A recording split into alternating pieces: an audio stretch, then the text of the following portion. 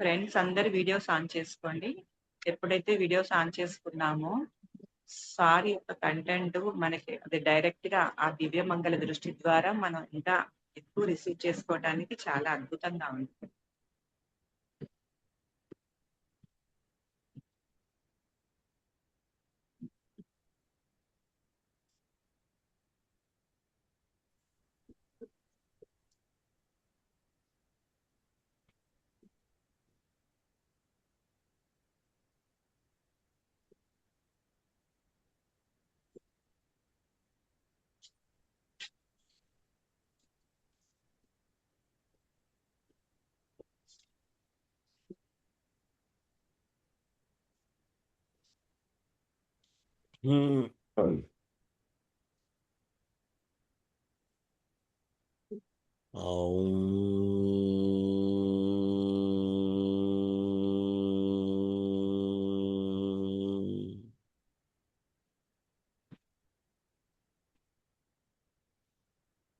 Good morning everybody. Good morning. నమస్తే sir. నమస్తే. ఏమైనా ప్రశ్నలు ఉన్నాయా? ప్రశ్న అంటే దాని అర్థం దేని గురించి అయినా అడుగుతారా, ఏమైనా సందేహాలు ఉన్నాయా అని.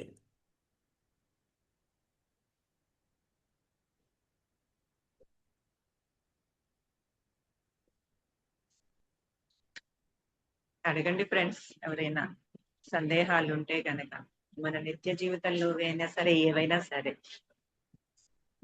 సార్ నమస్తే సార్. నమస్తే అండి. మన పత్రి సార్ ఎప్పుడూ చెప్తూ ఉండేవారు, మీరు చంబాలా గురువుల గురించి చెప్పండి సార్, మీ నోటి వెంట వినాలని ఉంది చాలా రోజుల నుంచి.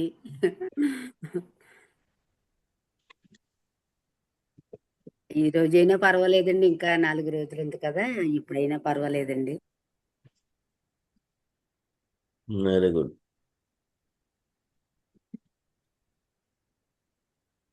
శంబాల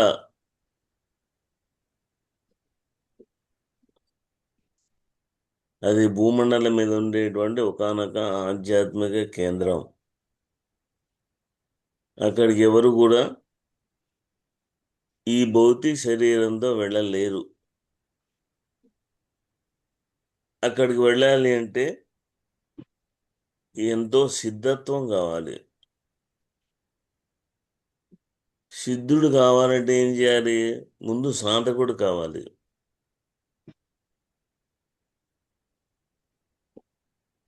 ఏడు దశలు ఉన్నాయి. 7 దశల్లోనూ మనం ముందుకు వెళ్ళాలి. ధ్యానం అన్నిటిలోకెల్లా ప్రాథమికమైన అంశం. మరి ధ్యానం ఒకటే పట్టుకుంటే కాదు. ధ్యానం ద్వారా మనకు చెప్పినటువంటి గురువులు ఎప్పుడు చెప్తూనే ఉన్నారు, మనమే దాన్ని ఏం పట్టించుకోలే. ఏం చెప్పారు గురువులు? ఉత్తర గీతలో క్లియర్గా, స్పష్టంగా, క్లియర్గా ఉంది. పూజాకోటి సమస్తోత్రం. ఈ స్తోత్రాలు ఎక్కడి నుంచి వచ్చాయి? స్తోత్రకోటి సమోజప. జపం ఎక్కడి నుంచి వచ్చింది? అందరూ గాయత్రి మంత్రం జపం చేస్తూ ఉంటారు. ఈ గాయత్రి మంత్రం ఎక్కడి నుంచి వచ్చింది?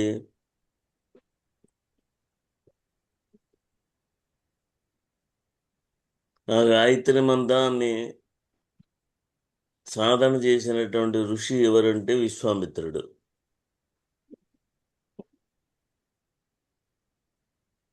మరి అలాంటి ఆయన ఒక రాజు బ్రహ్మర్షి అయ్యాడు అంటే ఎంత తపస్సాధన చేసి ఉండాలి? ఈరోజు భారతదేశం భరతవర్షం అని చెప్పుకుంటున్నామే, దానికి కారణం ఎవరు? ఆ విశ్వామిత్రుడు, ఆ మేనక్కి పుట్టిన భరతుడే. దుష్యంతుడి ద్వారా భరతుడు వచ్చాడు. భరతవర్షం, భరతఖండం అని మనం చదువుకుంటూ ఉన్నాం.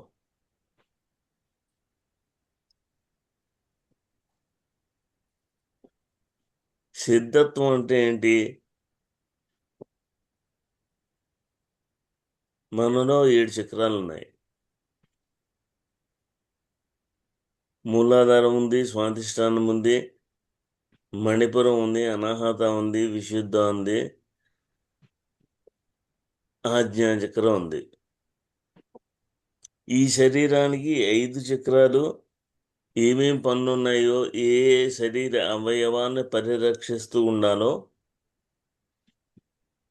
ఆ వ్యవహారం మనం చేసినా చేయకపోయినా అది ఎప్పుడూ జరిగిపోతూనే ఉంది. మీరు రోజు చదివేటంటే లలితా సహస్రనామం తీసుకున్నారనుకోండి, అందులో స్పష్టంగా చెప్తారు, మనం ఒకళ్ళే గొప్ప కాదు, మనం చైతన్యవంతులం. అందుకని మనలో చైతన్యవంతంగా ఆవిడ పనిచేస్తోంది. కొన్ని జడ పదార్థాలు ఉన్నాయి, జడ పదార్థాల్లో కూడా ఆవిడ పనిచేస్తుంది. అవి జడంగానే ఉంటాయి. మనం చైతన్యంగా ఉంటాం.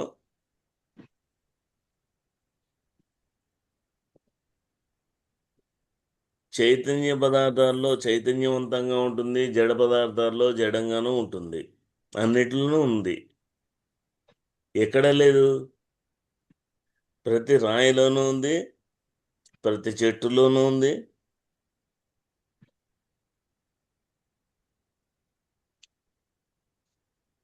ప్రతి జీవిలోనూ ఉంది.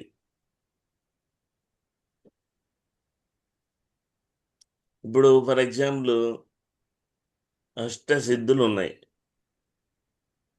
అష్టసిద్ధులు అంటే ఏంటి? సీతాదేవి దగ్గర నుంచి హనుమంతుడు పొందాడు,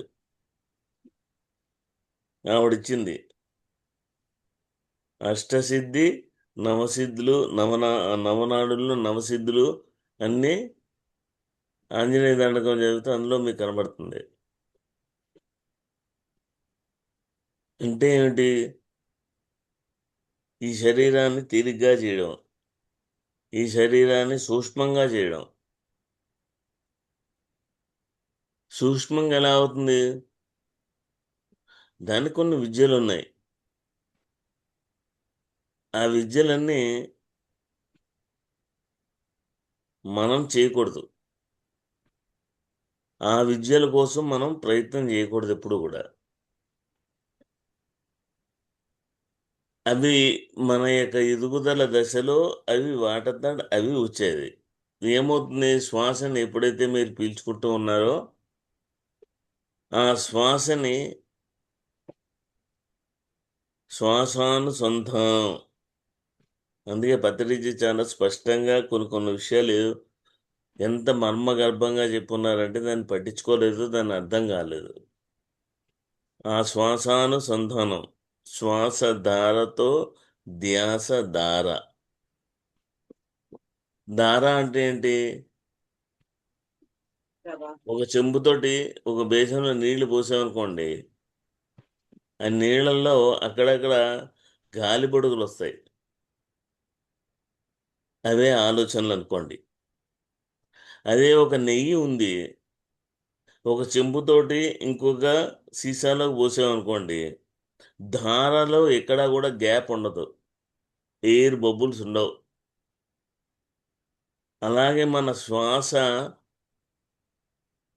మీద మన యొక్క ధ్యాస, ఈ రెండు కూడా అనుసంధానమైతే మన యొక్క ప్రాణశక్తి కుండల్ని మూలాధార చక్రంలోకి వెళ్ళి అది ఊర్ధ్వముఖంగా పైకి వచ్చింది అనుకోండి, మనిషి అప్పుడు తేలికైపోతాడు. దాన్ని ఏమన్నారంటే అణిమ అన్నారు.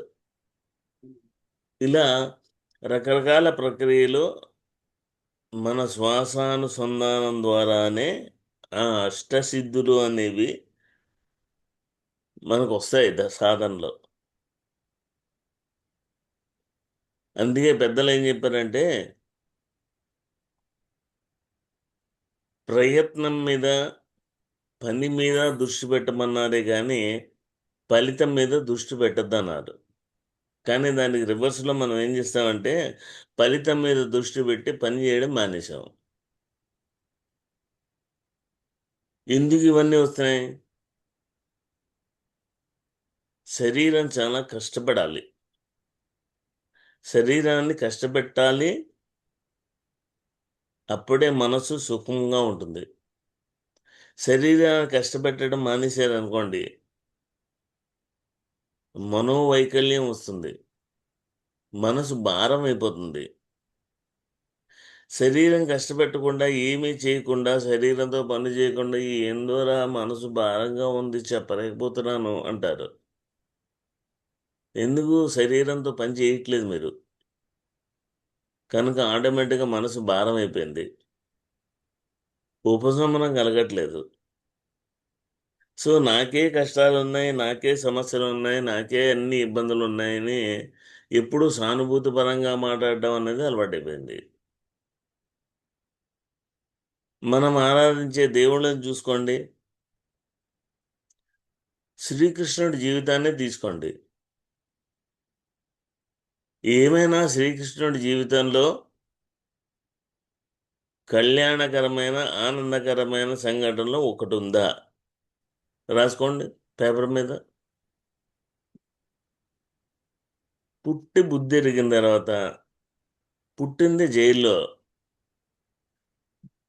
పుట్టింది ఒక తల్లికి తండ్రులకి, ప్రాయం తెలియకుండానే పెరిగింది ఇంకో కన్న తల్లిదండ్రులకి. తండ్రికి తెలుసు, తల్లికి తెలియదు, ఎవరి తల్లో తెలియదు.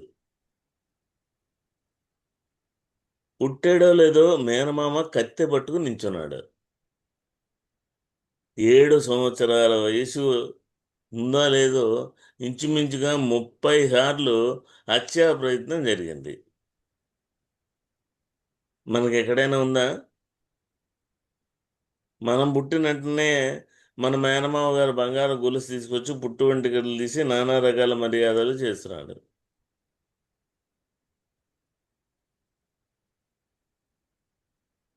కన్న తండ్రి ఎలా ఉంటాడో ఒక్క పెళ్లి కాదు, 8 పెళ్ళిళ్ళు లేని. 8 పెళ్ళిళ్ళలోనూ తల్లిదండ్రులు ఉన్నారా?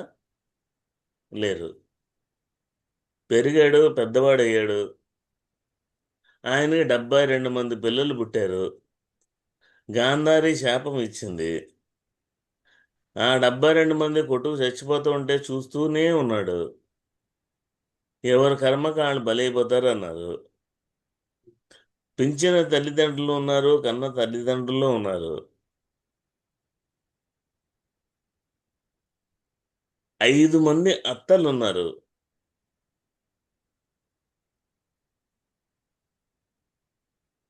కుంతీదేవితో పాటు 5గురు అప్పచెల్లెళ్ళు ఆయనకి మేనత్తలు, వాళ్ళ నాన్న అప్పలు. ఈ మధ్యన తెలిసిన ఏకలవ్యుడు కూడా ఒకానొక అత్త కొడుకు.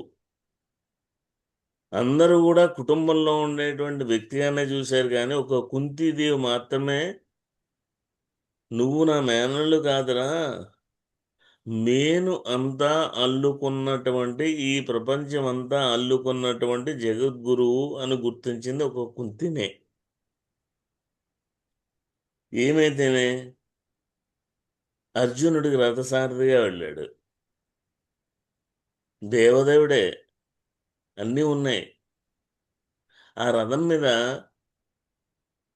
వెనకాల యుద్ధం చేసేవాడు శత్రువుని బాణాన్ని చూసుకుంటాడు, కానీ కింద చూడ్డు. ఎప్పుడు కూడా రథసారథికి ఎడం పక్క పో, కుడి పక్క పో అని చెప్పరు. ఆ రథానికి సారథి కూర్చున్న పీటకి మధ్యలో 2 రంధ్రాలు ఉంటాయి. ఆ 2 రంధ్రాల దగ్గర కాళ్ళు పెట్టి ఎడం పక్క తంతే కుడి పక్క బొమ్మని, కుడి పక్క తంతే ఎడం పక్క బొమ్మని. అలా భారత యుద్ధం 18 రోజులు ఎన్నిసార్లు అర్జునుడి చేత డొక్కలో తన్నించుకున్నాడు, ఎన్ని బాణాలు ఆయన గుండెల్లో భుజాల్లో గుచ్చుకున్నాయి, అర్జునుడిని కాపాడడం కోసం ఎన్ని అవస్థలు పడ్డాడు. తీరా చేసి వెళ్ళిన తర్వాత గాంధారి శాపమా. 8 మంది భార్యలు, 14 భువన భాండాలు, ఎన్నున్నాయి ఆయన దగ్గర?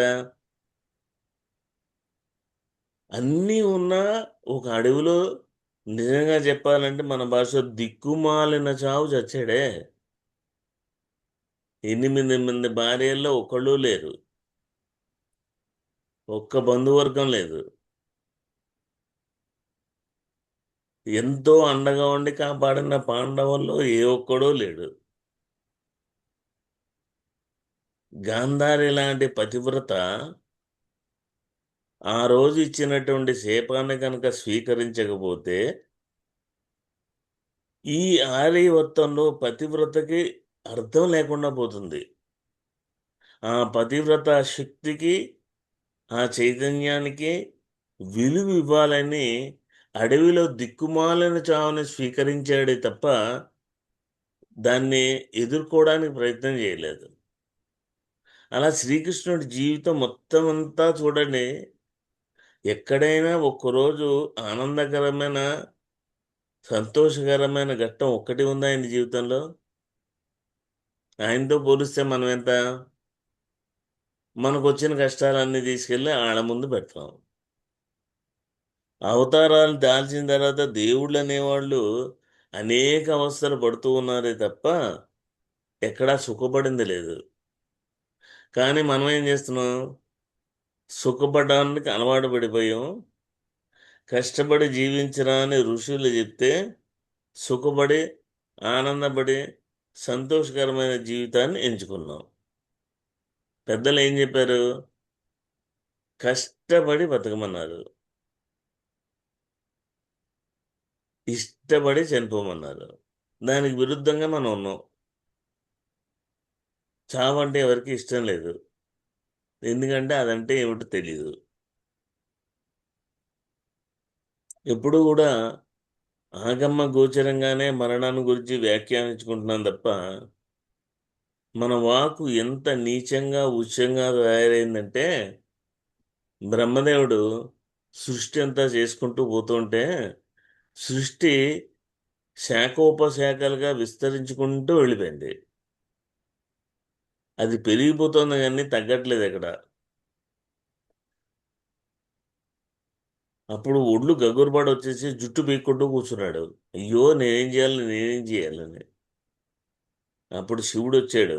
ఏంటి ఏంటి అంతలాగా టెన్షన్ పడిపోతున్నావు, ఏమైందంటే సృష్టి ఆనందంగా పెరిగిపోతుంది, ఇది తగ్గించలేకపోతుంది, దీనికి ఏదో ఒకటి చేయాలి మార్గం అనగానే, ఎందుకు అంతలా తలపీక్కుంటూ మనసు పెట్టి ఆలోచించి నీకే మార్గం దొరుకుతుంది అని శివుడు అంశతోటి ఒకానొక స్త్రీమూర్తిని సృష్టిస్తారు. ఆవిడే మృత్యు దేవత. నువ్వు భూలోకానికి వెళ్ళి ప్రతి ఒక్కడి ఆయు పరిమితి వాడికి వాడే నిర్ణయించుకుంటాడు, నీకు కనపడుతూ ఉంటుంది. వాడి చేతల వల్లే. బ్రహ్మ రాత రాయలేదు, మనిషే తన రాతను తను రాసుకుంటూ ఉంటాడు. మనం ధ్యానం చేసి 3 గంటలు ధ్యానం చేసామనుకోండి, మన యొక్క శ్వాస ఎప్పుడైతే భూమధ్యంలో నిలిచిపోయి మనలో మనం ప్రయాణం చేసేటప్పుడు ఆ శ్వాస చిన్నదవుతూ చిన్నదవుతూ భూమధ్యంలో నిలిచిపోయిన తర్వాత శ్వాస ఉంటుంది, కానీ మనకు తెలియదు. ఆ ఆలోచనారహిత స్థితిలో మీరు ఎన్ని నిమిషాలైతే కూర్చుంటారో అన్ని నిమిషాలు మీ ఆయుర్దాయం ఆటోమేటిక్గా పెరుగుతుంది. అది ఎవరు పెంచరు. అలా చేసుకోలేదనుకోండి, మీరు చేసే చేష్టల వల్ల మీకు ఆయుర్దాయం తగ్గిపోతూ ఉంటుంది. మీ ఆయుర్దాయం తగ్గిపోయింది అనుకోండి, ఆ మృత్యుదేవత వచ్చి కబళిస్తూ ఉంటుంది. ఆ మృత్యుదేవత అందంటే బ్రహ్మగారితో, ఇది ఎక్కడ కూడా అండి, మీ దగ్గరేమో వరుణుడు ఉన్నాడు, చక్కగా వేడి వచ్చింది అనుకోండి, ఆ వర్షం కురిస్తే ఎంతో బాగుంది హాయ్ అని చెప్పి వరుణుని పొగుడుతారు. గాలి వీచకపోతే గాలి వీచిందని వాయుదేవుడిని పొగుడుతారు. అందరికీ అన్ని మంచి మంచి పోస్టులు ఉన్నాయి, నాకేంటి ఇలా చంపేయమంటున్నారు, నన్ను అందరూ తిట్టుకుంటారు, నేను ఈ పని చేయను, నాకు వద్దు అని చెప్పి ఏడ్చుకుంటూ ఉందంట. అప్పుడు బ్రహ్మదేవుడు ఆవిడ కళ్ళ దగ్గర నీళ్లు పెట్టి చేయి పెట్టి చూసేట. చూస్తే ఆవిడ వెక్కి వెక్కి ఏడుస్తూ ఉంది, కన్నీళ్ళని చేతిలోకి వచ్చాయి. ఆ చేతిలో ఉన్న కన్నీళ్ళ బొట్టులను ఆమెకు చూపిస్తూ ఒక మాట అన్నాడంట, భూలోకంలో నువ్వు వెళ్ళి ఎవరినైనా చంపేవనుకో, చచ్చిపోవడానికి రీజన్స్ 100 రకాలు మాట్లాడుకుంటారు కానీ వాడికి ఆయువు తీరిపోయి మృత్యుదేవత వచ్చి కబళించిందిరా అని ఏ ఒక్కడు అనుకోడు, నీకేమి నిందలు రావు, నువ్వు వెళ్ళిపో అన్నాడంట. అందుకే ఏ మనిషి అయినా చచ్చిపోయిన తర్వాత ఒక్క అరగంట అండి, అరగంట సేపు, అరగంట ముందు హాస్పిటల్కి వెళ్ళుంటే బతికేవాడు తెలుసా? పోనీ ఏం చేస్తాడు బతికి ఇప్పుడు? ఇలా అన్ని రీజన్లు మాట్లాడుకుంటాం కనుక వాడు ఆయువు తీరి చనిపోయాడు అని ఏ ఒక్కళ్ళని అంటారా? అంతెందుకు, గురువుకు పంగనామాలు పెట్టే లెవెల్కి వచ్చేసావు. ఆయన ఎందుకు చనిపోయాడు అనడానికి ఇప్పటికి కూడా జనాల్లో ఉండే రీజన్ ఏంటి? ఆయనకి ఎవడో కిడ్నీలు చెడిపోయినట్ట. కిడ్నీ చెడిపోయిన వాళ్ళు ఎవడైనా పెయిన్ తోటి బాధతోటి ఉంటాడు కానీ అలా సహజంగా ఉండగలుగుతాడా? ఆయన చావుకు కూడా రకరకాల కారణాలు వెతికి పంగనామాలు పెట్టే స్థితికి మనం వచ్చాం. ఇంక మనలాంటి మైండ్ సెట్ ఉండి మనలాంటి ఆలోచన ఉండే వాళ్ళకి ఆ శంబాల నగరానికి ఏ విధంగా మనకు అనుమతి లభిస్తుంది? మృత్యువు మృత్యువు అని చెప్పేసి రీజన్లు వెతికాం. ఏ? ఆయన ఎవరో నందప్రసాద్ చనిపోతే నో డాక్టర్స్ నో మెడిసిన్ అన్నారు, అందుకోసం ఆయన మందులు వాడలేదు, చిన్నతనంలోనే చచ్చిపోయాడు, రకరకాల ఆరోపణలు అబండాలు వేసుకున్నారు. వాడు ఆయుర్దాయం తీరి చచ్చిపోయాడని చెప్పి ఎవరన్నా అన్నారా? ఆయన గురువు గారిని అయితే ఆయన లడాక్ వెళ్ళారండి, ఆయన వెళ్లకుండా ఉండి ఇంకో 2 నెలలు బతికేవారంట. ఇంకో 2 నెలలు అవస్థ పడేవారు అని చెప్పలేదే. అంటే వాళ్ళు శరీరం సహకరించబోయినా కష్టపడుతూ ఉంటే, ఇబ్బంది పడుతూ ఉంటే దాన్ని అలా చూస్తూ మనం పండగ చేసుకోవడమా? ఇదే మనం నేర్చుకున్నది. మృత్యువు గురించే మనం అమంగళకరమైన మాటలు మాట్లాడుతూ ఉంటామే, దాన్ని స్వీకరించము, ఇష్టపడము. ఎవరన్నా చనిపోతే వెళ్ళడానికి ఇబ్బంది, ఏమంటే వేళ మంగళవారం లేదంటే శుక్రవారం, ఆ వార్తలు చెప్పకండి. పుట్టాడు దుఃఖంతో వాళ్ళు నలిగిపోతూ ఉంటే మీకు మారాలు శంకలేంటి? జననం ఎంత సహజమో మననము అంతే సహజం కదా. ఇలాంటి భేషజాలన్నీ పోవాలి. మనసులో ఉండేటువంటి చిత్త చాంచల్యం పోవాలి. మనసులో ఉండేటువంటి వికల్పాలన్నీ పోవాలి. సంకల్పం మాత్రమే ఉండాలి. ఎప్పుడు కూడా కన్ను తెరిచి చూసిన తర్వాత అల్లంత దూరంలో ఏదైనా మసక కనబడిందంటే ఆ మృత్యుదేవత నా కోసం అక్కడ ఉంది, నేను రెడీ అన్నట్టు ఉండాలి. దాన్ని మృత్యువుని జయించడం అంటారు. ఆ శంబాలా నగరం ఎందుకు హిమాలయాల్లో మారుమూల దాగి ఉంది? అక్కడికి మానవ మాత్రుడు వెళ్ళలేదు. అంటే దాని అర్థం మనం మానవులుగా ఉంటే వెళ్ళలేము. మనం మానవుడి నుంచి మహనీయుడిగా మారాలి. ఈ మాంసపిండం మంత్రపిండం అయిపోవాలి. అయిపోవాలంటే ఏం చేయాలి? మాంసాహారం తినడం మానేసాం, బాగానే ఉంది. అసలు ఆహార శరీరానికి ఏం చేస్తుందో ఎప్పుడైనా తెలుసుకున్నారా? మనం ఆహారం తీసుకున్నామంటే ఏ ఆహారమైనా దాంట్లో 60-70% వ్యర్థ పదార్థంగా బయటికి వెళ్ళిపోతుంది. అందులో సగం, మిగిలిన సగంలో సగం మన శరీరంలో మాంసకృతులుగా మారిపోతుంది. దాన్ని కొవ్వు అన్నారు. ఎవడైనా బక్కపలచ కనిపించాడు, ఏమిరా తినట్లేదా, మేము పెట్టట్లేదా అంటారు. అంటే వాడు గట్టిగా తింటే ఒళ్ళు వస్తుంది అనేది తెలిసిపోయింది కదా. మనం తినే ఆహారమే మన శరీరంలో మాంసకృతులుగా, సెల్స్గా, హార్మోన్స్గా తయారవుతుంది. అందులో సూక్ష్మ భాగం మనసుగా మారుతుంది. అంటే ఇప్పుడు మీరు మాంసాహారం తినేవాళ్ళు మానేశారు, కానీ మీ శరీరంలో ఉండేటువంటి ఆ కుళ్ళిపోయిన జంతు శరీరాల యొక్క కొవ్వు మాత్రం ఇంకా మీ శరీరంలోనే ఉంది.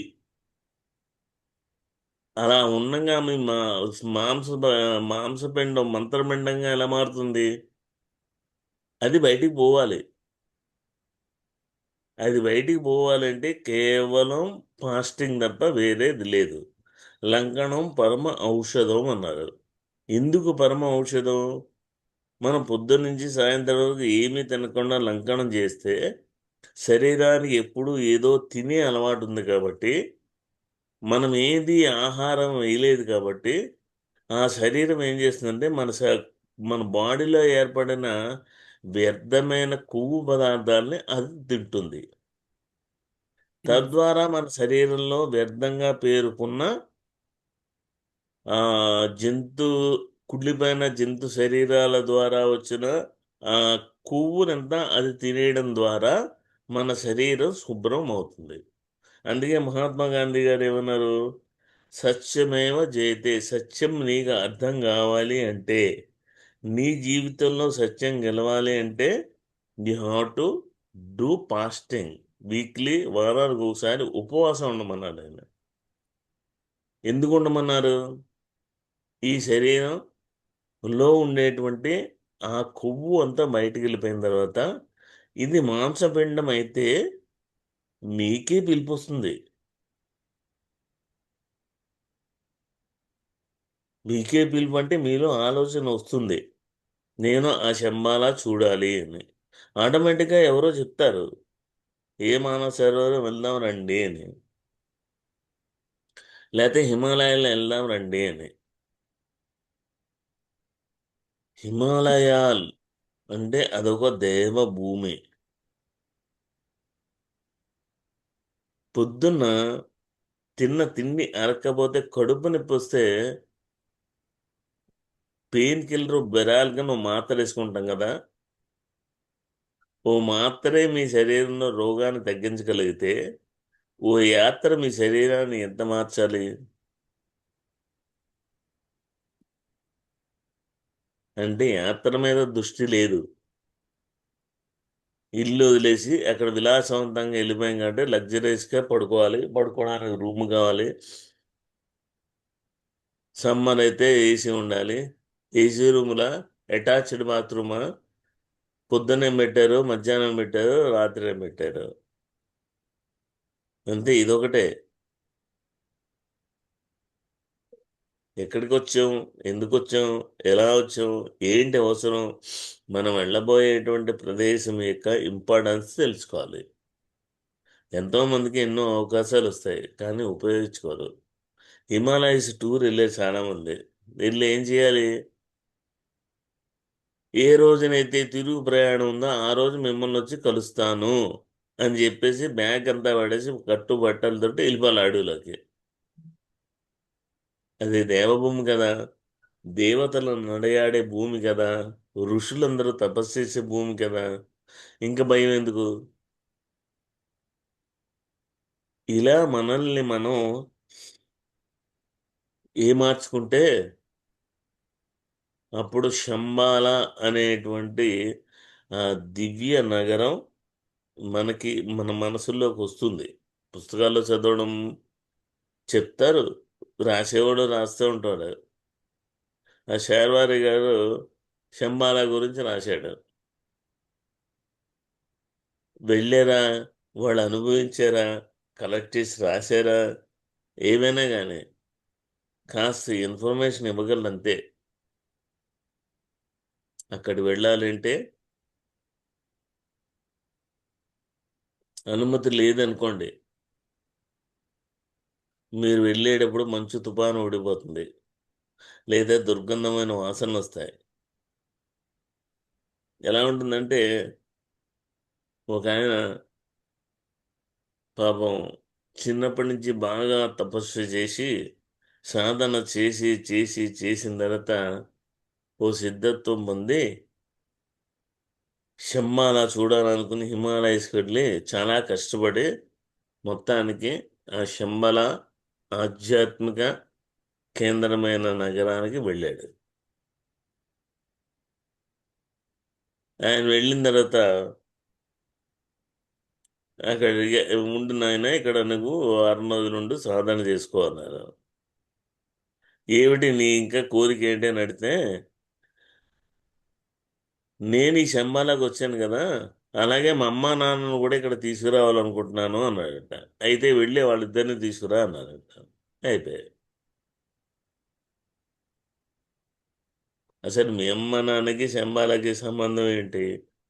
వాళ్ళు చేసిన కర్మ ఏంటో, వాళ్ళు చేసిన ఆధ్యాత్మిక లేమి ఏంటో, వాళ్ళ ద్వారా కదా నువ్వు లోకంలోకి వచ్చావు. ఏదో రుణానుబంధం తీర్చుకోవడానికి తల్లిదండ్రులు తీసుకోవాలి. అందుకే ఏమన్నాడు, మా అమ్మ నాన్న కూడా ఇక్కడ తీసుకురావాలనుకుంటున్నాను అన్నట్టు. వెళ్ళి వాళ్ళని తీసుకురా అన్నాడు. అయిపోయింది అక్కడితోటి. అంటే మనం వాక్కు సరి లేకపోతే మనం ఎక్కడికి వెళ్ళినా అక్కడ ఉండలేము. అక్కడ ఉండేటువంటి వాళ్ళందరూ కూడా మ్యాక్సిమం అంటే 200-300 సంవత్సరాల వయసు పైబడి ఉంటారే తప్ప కింద ఎవరు ఉండరు. అంతా 1000 సంవత్సరాలు, 1500, 2000, 3000 ఇలా ఉండేటువంటి దివ్య పురుషులందరూ ఉండేటువంటిది శంబాలా నగరం. దాని గురించి రకరకాల వీడియోలు పెట్టేస్తారు, రకరకాల సినిమాలు తీసేస్తారు, రకరకాల పుస్తకాలు చేసేస్తారు. వాళ్ళందరి మేధస్కి ఇది అందగలిగితే అది శంబాలా ఎందుకు అవుతుంది?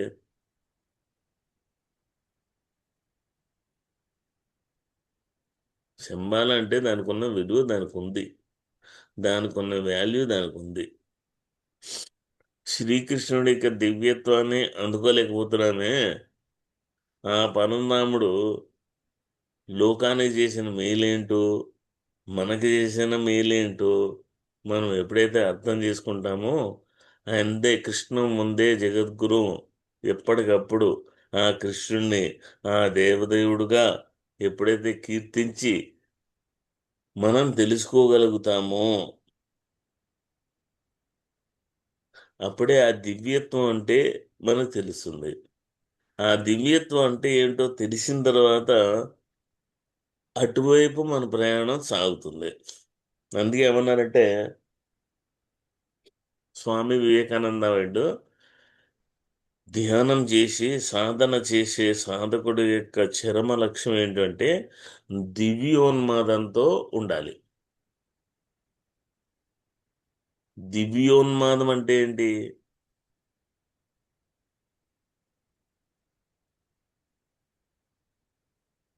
సదాశివ బ్రహ్మేంద్ర యోగి కళలూరు దగ్గర కావేరీ నదీ తీరంలో తమిళనాడులో ఇప్పటికీ ఉంది సదాశివ బ్రహ్మేంద్ర ఆశ్రమం. ఆయన సమాధి మీదే రావి చెట్టు ఉంటుంది. పెద్ద రావి చెట్టు అయిపోయింది. ఆ సదాశివ బ్రహ్మేంద్ర యోగి రోడ్డు మీద వెళ్తుంటే ఎవరు మాట్లాడించినా, ఎవరు అడిగినా ఏదో వింత సమాధానం ఇచ్చుకుంటూ వెళ్ళేవాడు, కానీ ఎవరితో మాట్లాడేవాడు కాదు. వాళ్ళ గురువు గారి దగ్గరికి వెళ్ళి అందరూ చెప్పేవారట,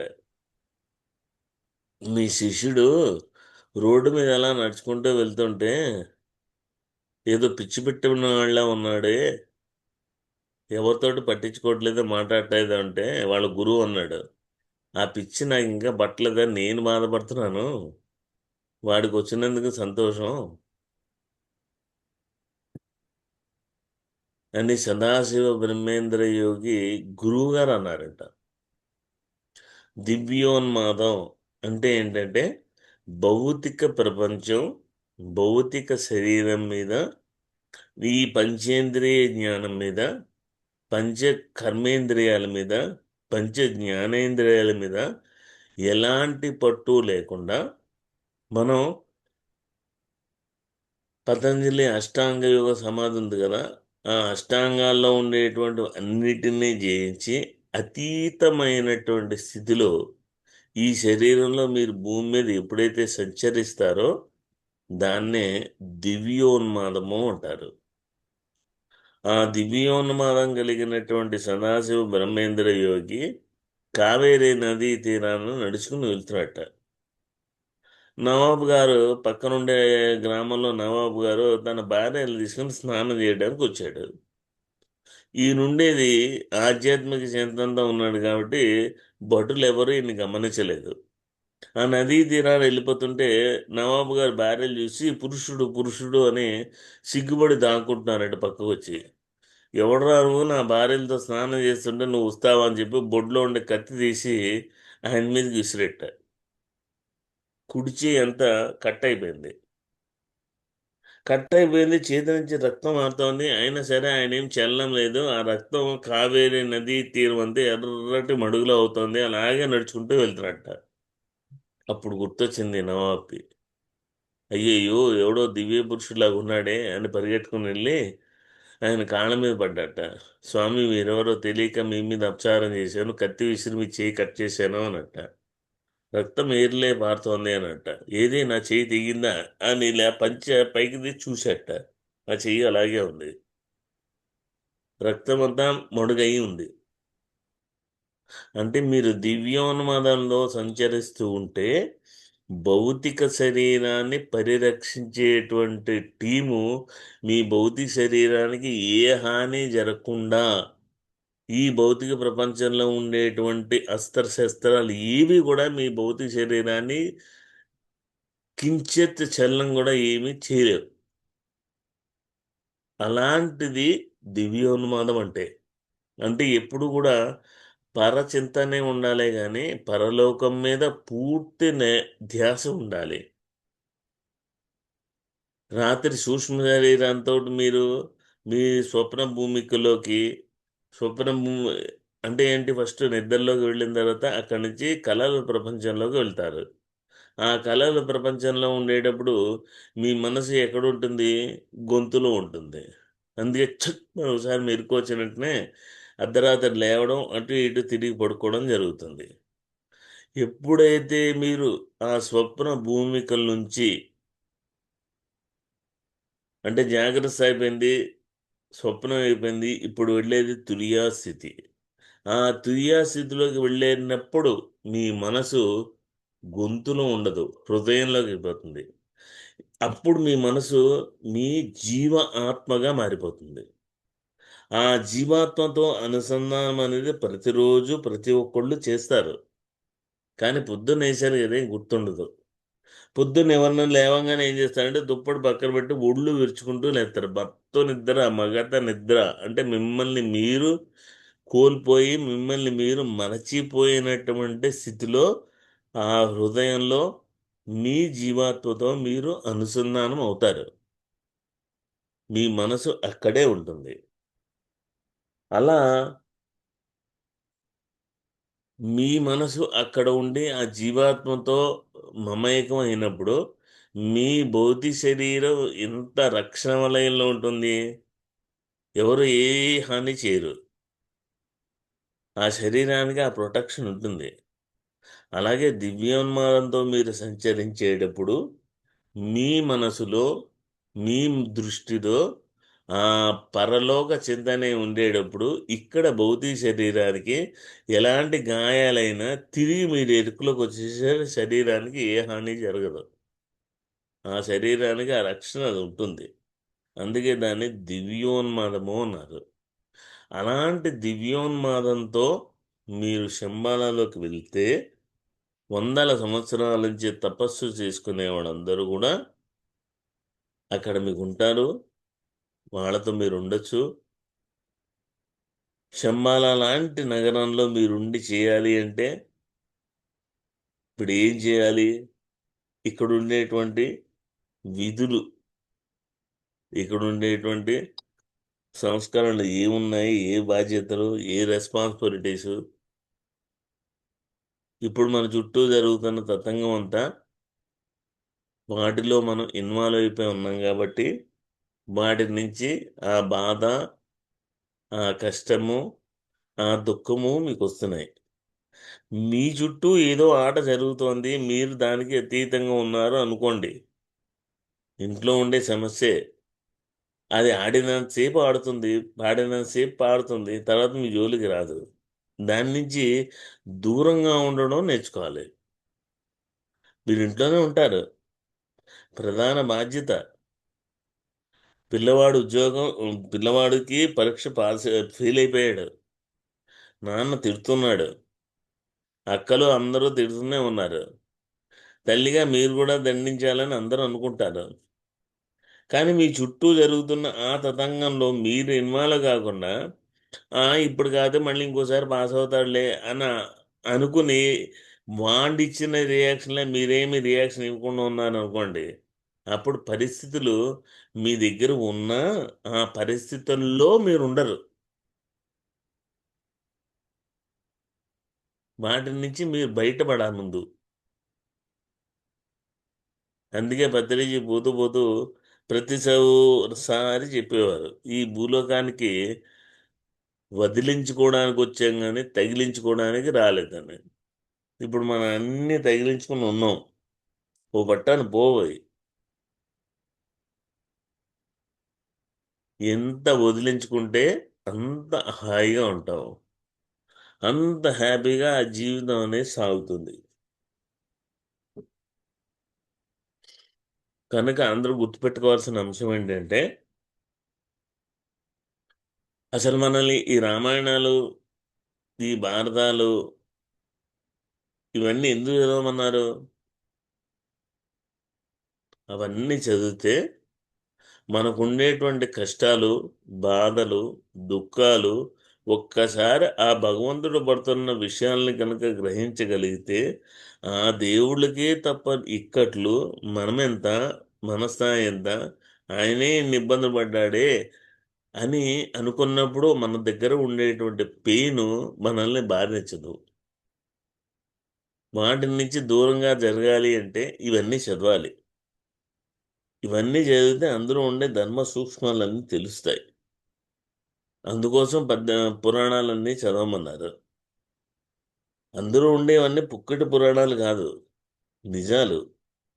అందులో ఎన్నెన్నో ఉపమానాలు ఉంటాయి, ఎన్నెన్నో కథలు ఉంటాయి. దాని నుంచి మనం ఎంతో నేర్చుకునేది ఉంటుంది.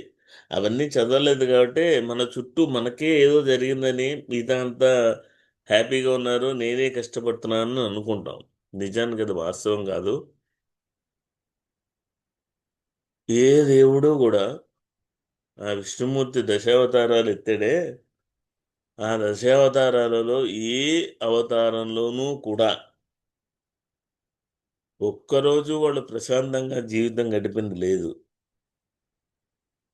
మానవాళి కోసం వాడు ఏదో చేస్తూనే ఉన్నారు కానీ వాళ్ళు సెలబ్రేషన్స్ లేవు. ఇంకా మనకే సెలబ్రేషన్స్ ఉన్నాయి. వాళ్ళకు వచ్చిన కష్టాలే కనుక ఇప్పుడు మనకు వచ్చుంటే అసలు తట్టుకుని నిలబడే వాళ్ళు కాదు. కనుక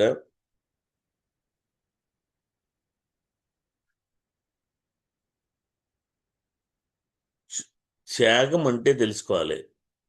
ఒకానొక పతివ్రత శిరోమణి ఈ లోకంలో పతివ్రతల యొక్క ఔన్నత్యం ఒక పతివ్రత శాపాన్ని ఇస్తే అది ఎలా ఉంటుంది అని లోకానికి చాటి చెప్పడం కోసం ఆ దేవదేవుడే ఆ శాపాన్ని స్వీకరించి అదే విధంగా మరణం పొందాడు అంటే ఈ లోకంలో పతివ్రతల యొక్క వాక్కుకి ఆ దేవదేవుడు ఎంత ప్రాధాన్యత ఇచ్చాడు అనేది తెలుసుకోవాలి. That we have to learn. అప్పుడు అనుకోవాలి, నేను నా పతివ్రత శిరోమణితో నేను ఎలా ఉండాలి, నా పాతివ్రత్యంతో నేను ఎలా ఉండాలి. మహిళా చైతన్యంలో ఉండేటువంటి లేడీస్ ఎవరైనా ఒక మాట అంటే ఆ ప్రకృతి అలా దడదలాడిపోవాలి, ఆ ప్రకృతిని శాసించే స్థాయికి వెళ్ళాలి. మీ యొక్క వ్యక్తిగత సాధన, మీ వ్యక్తిగత ఎదుగుదల అనేది సామూహికంగా ఉండేటప్పుడు కాదు. సామూహికంగా ఉండేటప్పుడు అందుకే అంటారు ఇంటి లోపలే ఏమైనా ఉండాలి, ఇంటి బయట ఉండకూడదని. మీలో మీరు ఆ మున్నత్యాన్ని పుణికిపుచ్చుకొని ఎదుగుదలని తెచ్చుకోవాలి. ఆ ధీరత్వం, ఆ వీరత్వం. అయినా సరే ఎంత తపశ్శక్తి ఉంది గాంధారి దగ్గర, ఇంకా చెప్పాలి అంటే పాండవులందరూ గెలిచి పట్టాభిషేకం అయిపోయిన తర్వాత ధృతరాష్ట్రుడు గాంధారి అడవికి వెళ్ళిపోతుంటే ఇద్దరు గుడ్డివాళ్ళు కదా, కుంతీదేవి కూడా నేను కూడా వాళ్ళతో వెళ్ళిపోతానంటుంది. వాళ్ళతో సేవ చేయడానికి నేను వెళ్ళిపోవాలి అని. భీముడికి చాలా కోపం వస్తుంది. ఇన్ని కష్టాలు పడ్డావు కదా, నీకు ఏమైనా బుద్ధి ఉందా లేదా, అసలు నువ్వు చేసే పని ఏంటి, వాళ్ళ వల్ల ఇన్ని కష్టాలు వచ్చాయి, ఇప్పుడు వాళ్ళ సేవ చేయడానికి వెళ్ళిపోతానంటావేంటి, అర్థం లేదా అని చెప్పేసి భీముడు గట్టిగా తిడతాడు. అర్జునుడు అదే మాట అంటాడు.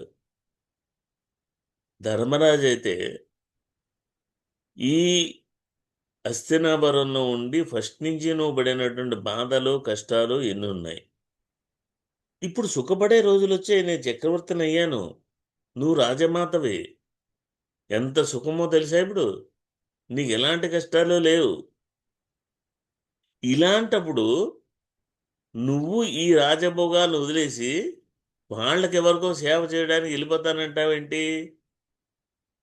అని కుంతీదేవిని ధర్మరాజు సైతం అడిగితే అప్పుడు కుంతీదేవి చెప్తుంది, ఒరే నాకన్నా చాలా శక్తివంతమైన తపశ్శక్తి గలది గాంధారి. నేను ఎందుకు వెళ్తున్నాను తెలుసా, గాంధారి శాపానికి దేవదేవుడైన శ్రీకృష్ణుడే దిక్కుమాలని చావు చచ్చాడు. నేను లేని సమయంలో ఆమెకి పదే పదే మీ మీద కోపం వచ్చి ఆమె శపించిందనుకో, ఆ శాపానికి మీరు బుగ్గి అయిపోతారు. ఆమెకి మీ మీద కోపం కలగకుండా ఆమెకి నిత్యం సపర్యలు చేస్తూ మీ మీద ప్రేమ కలిగించడానికి నేను అడవికి వెళ్తున్నాను రా గాంధారితో అని చెప్తుంది కొడుకులకి. అది త్యాగం అంటే, అది ఔన్నత్యం అంటే. సుఖపడ్డం కోసం కాదు, నా బిడ్డల్ని ఎక్కడ శపిస్తే ఆ శాపానికి వీళ్ళు బుగ్గి అయిపోతారో ఆ కోపం నాకుండా ఉండడం కోసం నిరంతరం ఆమెకి సేవలు చేస్తూ ఉంటే, కుంతి కుంతి కుంతి ఇంత సేవ చేసావా ఇంత సేవ చేసావా అంటే ఆ కొడుకుల మీద కోపం రాకుండా ఉంటుంది.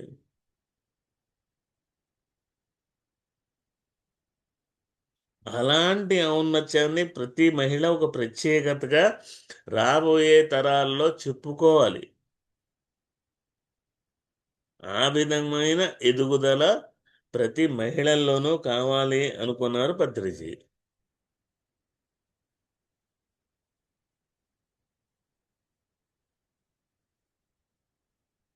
ఓకేనా?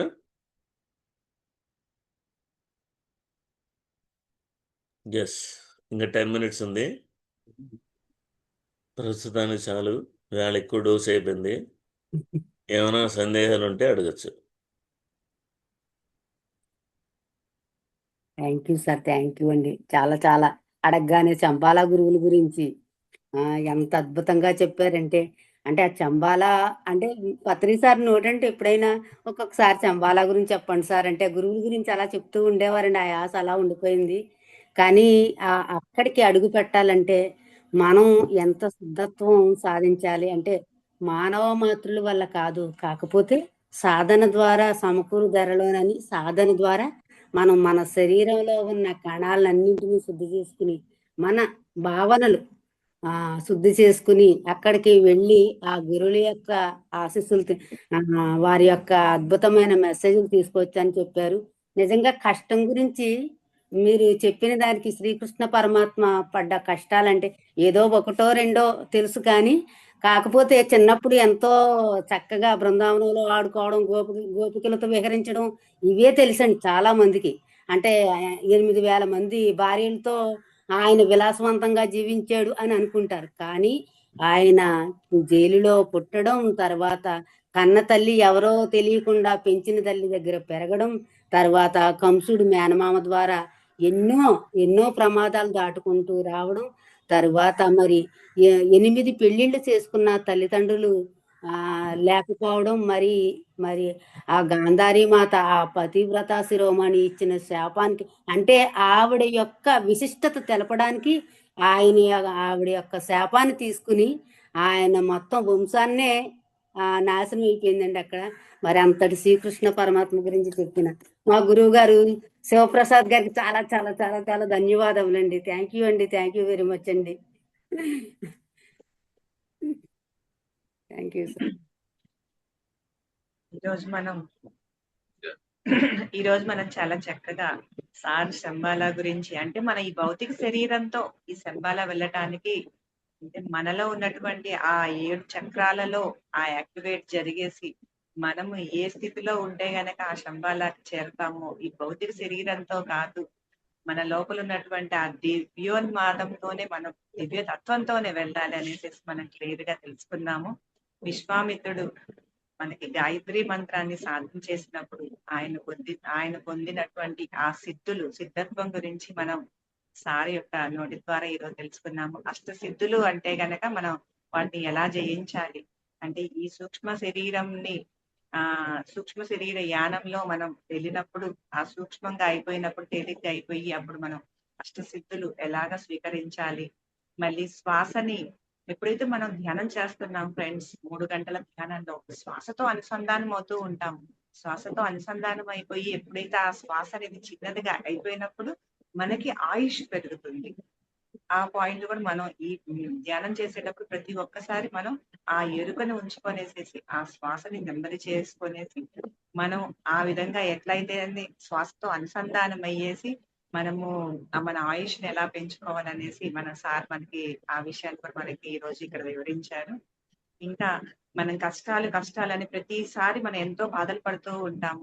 అందుకనే సార్ చెప్పినట్లుగా రామాయణ మహాభారతాలు మనం ఎక్కువగా పురాణాలు చదువుతూ ఉంటే గనక అందులో వాళ్ళ పడ్డ కష్టాలతో మనకి చాలా చిన్నవిగా అనిపిస్తాయి.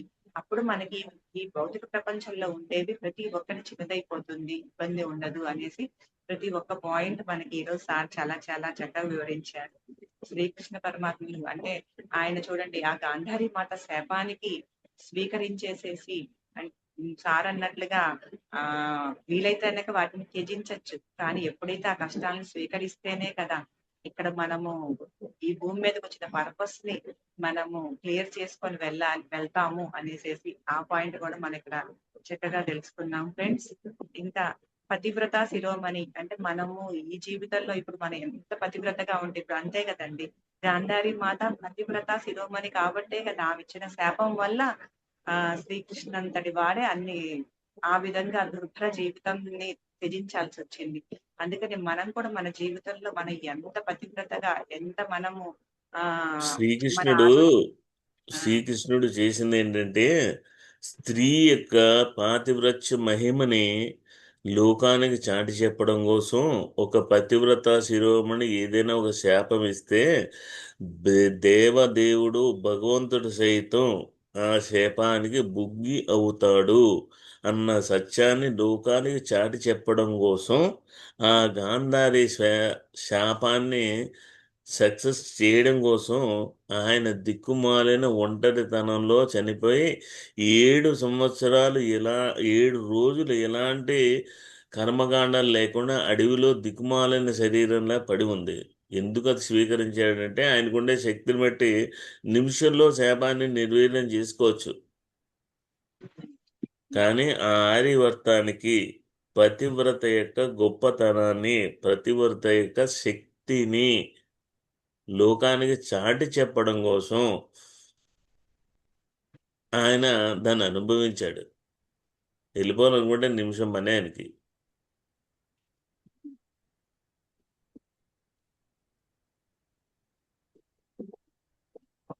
ఆ విధంగా మనము ఈరోజు సాధించి మనకి చాలా చాలా గొప్ప పాయింట్స్ అందాయి సార్. మీకు చాలా చాలా కృతజ్ఞతలు సార్. గీతా మేడం మాట్లాడండి ఒకసారి. మ్యూట్ లో ఉన్నారు సార్. నమస్తే అండి. నమస్తే అండి. మీ క్లాస్ అనగానే చాలా అద్భుతంగా ఉంది. నిన్న కూడా విన్నాము, రామాయణాన్ని జత చేసి చాలా చక్కగా చెప్పారు. ఈ రోజేమో కృష్ణుడు ఇవి చెప్పి చాలా అద్భుతంగా ఉంది సార్. ఇంకా ఇంకా వినాలనిపిస్తుంది. మీ క్లాస్ కొంచెం అంటే కొంచెం ఎక్కువ రోజులు పెడితే అద్భుతంగా ఉందండి. అంటే అవి విన్నవయ్యే ఉండుండొచ్చు కానీ ఇంకా కొత్తగా ఉంది. ఇంకా కొన్ని పాయింట్స్ యాడ్ అవుతున్నాయి. చాలా అద్భుతంగా ఉంది సార్. వెరీ అందరూ గుడ్. అసలు అంటే ఒక్క పాయింట్ కూడా ఒక్క నిమిషం కూడా అటు ఇటు వెళ్ళాలనిపించట్లేదు. ఆ మొత్తం సబ్జెక్ట్ అలాగా దీని తర్వాత ఇంకేది వస్తుందో మిస్ అవ్వకూడదు అన్న దీంతో వింటున్నాము. చాలా thank you sir. Thank you. Wonderful madam. ఇంకా ఈ సదాశివ బ్రహ్మేంద్ర యోగి అది కూడా ఆయన్ని కూడా అసలు ఇప్పుడే సార్ ఫస్ట్ టైం ఆ యోగి గురించి కూడా మీ మా నోటి ద్వారా అది విన్నాను సార్. అది కూడా అసలు తెలియదు సార్.